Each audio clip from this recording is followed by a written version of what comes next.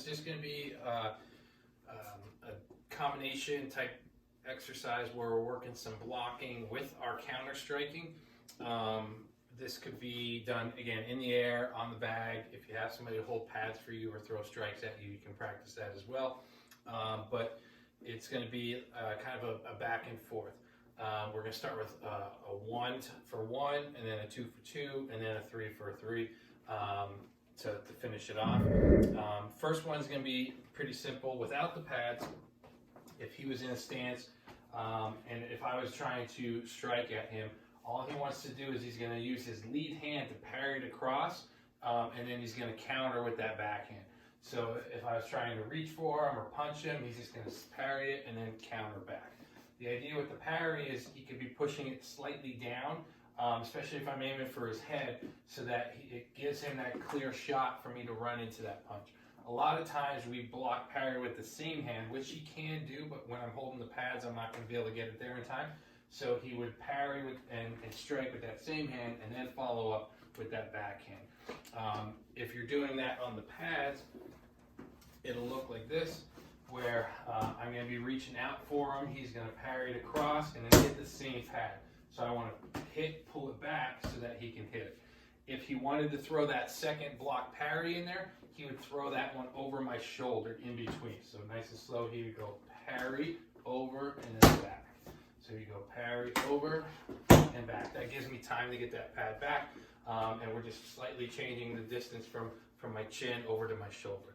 But we're going to just work on the parry with the lead hand followed by that right. So we're going to do it a couple times, 1 for 1. 1, 2, 3, 4, and 5. And you can step with it. You don't want to step too much because it's going to put you out of range. What you want to do more with this one is you want to draw them in for that strike as opposed to evading it and completely getting out of the way.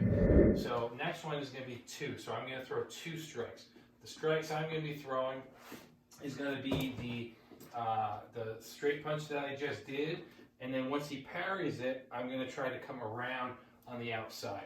So a lot of times if you overcommit with your block, it creates this opening, or if you have a boxer who kind of wants to fake you out and throw that hook, we're going straight down the middle. Once he touches my hand, I'm going to hook it around.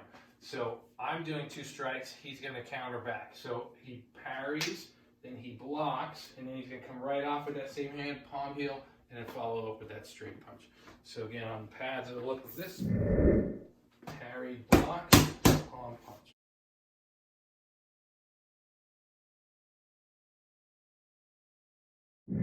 Okay, so we're going to do that 5 times. Ready? 1, 2, 3, 4, and 5. So that was 2 for 2. Okay. So now this last one, we're going to switch it up a little bit more. I'm going to go throw 3 strikes. So again, I'm starting with my lead. That didn't work. I go, oh, maybe I'll come around on this side. That didn't work. So now I'm going to, on this inside, I'm going to fire this hook. But again, instead of trying to block it, he's going to step back out of the way. Now he's going to close the distance by throwing a side kick. Self-defense, you go to the leg. For the training, I'm going to put the pad, you're going to go towards the body. Once he lands, he's going to go straight punch with the lead hand, followed up with the rear hand, and then he's going to finish up with that back leg roundhouse. Again, all these strikes could be whatever we want, but we're switching it to 2 kicks and 2 strikes, 2 hands. So on the pads, it'll look like this. So he goes parry, block, steps back, side kicks, punch, punch, roundhouse.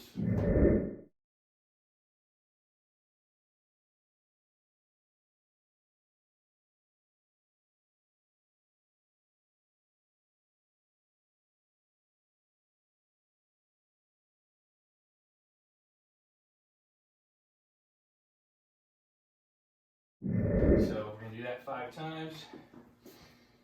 And 1.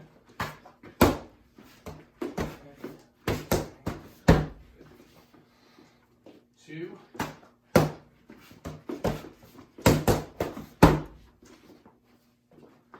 Three.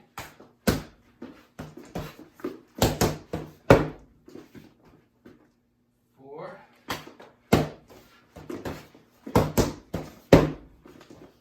Last one.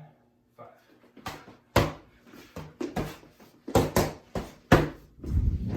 When you're thinking of your combinations or your self-defense, you want to think about all the tools that you have. A lot of times we stick to our favorite strikes, or the ones that we like to do, or the easy ones. What we have is we have a variety of different striking surfaces, different ways we can throw our strikes to different targets. We have upper body with our hands, we have lower body with our legs, we have in close knees, elbows, all these different strikes that we can use. And you want to constantly think about your angles and your distance, and get comfortable at how far or how close you need to be for these strikes to work or for them not to work. Make sure that you're understanding of how long your weapons are, how close or how far away your attacker is, and where the openings are that you're trying to hit. Because a lot of times those openings are only there for a second, and you have to be able to recognize them, hit them, and then capitalize on that as quick as you can. Otherwise, they'll disappear, and you're not going to get the results that you want. Okay, so think about that as you're making your combination.